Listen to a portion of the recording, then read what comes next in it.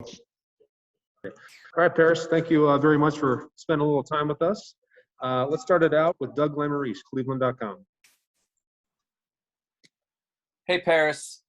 When you decided to come to Ohio State and you saw, the depth chart and where guys were, did you have in your head at all that you would have maybe a pretty good chance to be a starting tackle as a sophomore? And how does it feel now when you have, two really veteran guys ahead of you and it feels like you're maybe in line for a position switch for this year? Yes. When I first was recruited here, I took a look at the depth chart and I sort of made some assumptions. And I saw that, that by my sophomore year, there would be a spot at tackle. But with everything that's happened, I'm more than happy to play guard, because Coach Day said he wanted to have the best 5 people play, and he saw it fit with me at being at guard, and I'm more than happy to play, that position. Thank you, Paris. All right, let's go next to Bill Rabinowitz from the Columbus Dispatch. Paris, what has the adjustment been like? What's been the biggest thing you've had to learn switching from tackle, which I'm assuming you played your whole life, to guard? I think the biggest thing is I feel like when you're a tackle, you're usually on an island. So you're working by yourself, or you might have some help from your guard depending on, where the ball is cutting. But a lot of the times you're by yourself. So now at guard, you're always helping your center. You're always helping your tackle. So I feel like it's sort of switching a mindset. You can't have a tackle mindset at guard. But I've learned to take, I would say, the abilities that I've learned at tackle as far as being able to read linebackers and safeties and corners. I've tried to utilize that at guard. So I'm able to see the bigger picture. So I would say that's definitely helped. Thank you. All righty, next up, let's go to Dan Hope from 11 Warriors. Dan. Hey, Paris, obviously you got a little bit of playing time in the college ball playoff last year at guard. How valuable were those reps to you in preparing you to now compete for a starting guard spot? Those reps were really valuable. I would say in those moments, I was just really excited to be out there and play.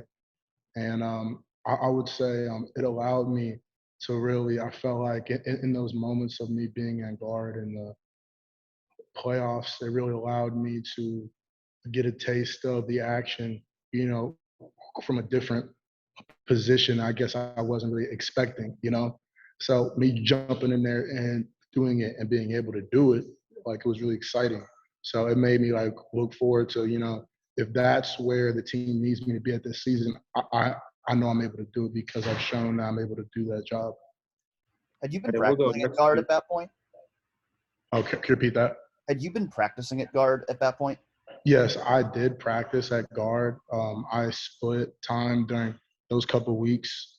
I guess the week and a half, before those games, I split reps between tackle and guard, going back and forth, depending on the series. All righty, next up, Tony Gerdeman, Buckeye Scoop.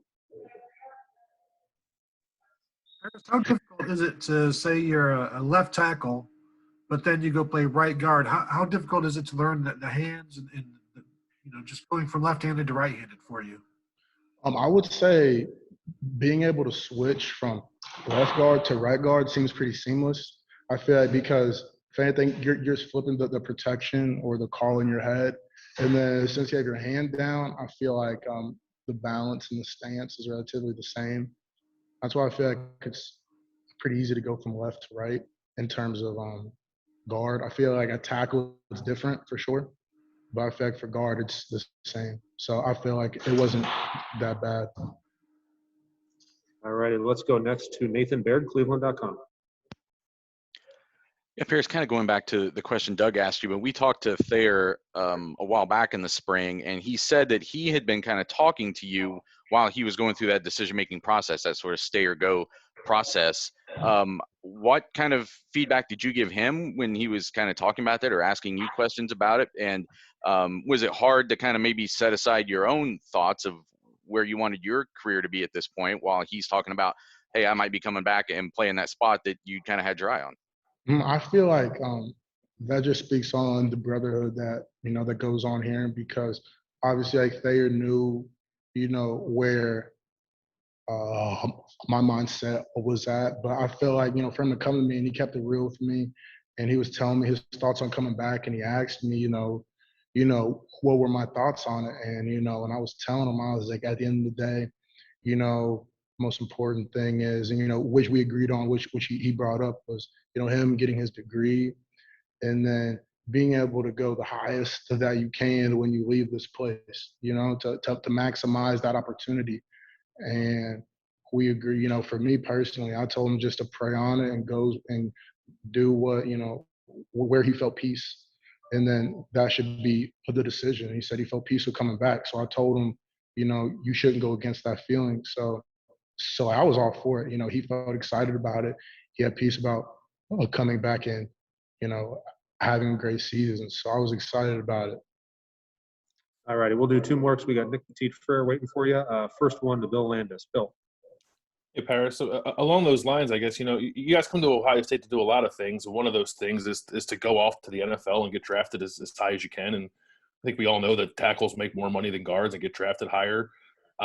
Did that enter your mind at all when you were entertaining the idea of possibly moving to guard, about what it could mean for your future? Or are you just confident that, you play a guard and then eventually you get the tackle and it can all still kind of happen for you?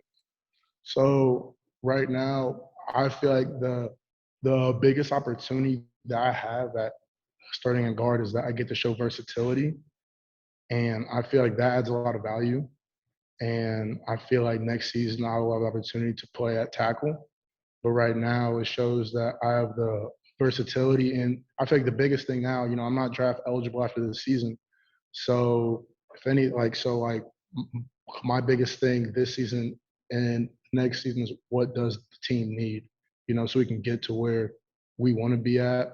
Because I feel like, because like when you're when you play professional football, you can't just, unless you're a veteran guy, you can't just be, I'm just a left tackle, I'm just a right tackle. If somebody goes down, you're going to need to be able to play tackle and guard, left and right in the league with the amount of people that travel. So I feel like, if anything, this is just preparation to be able to just move around and be flexible. And I feel like the league would appreciate that when it's time. So. All righty, and last question for Paris. We'll go to Brendan Gulick, Buckeyes Now and SI.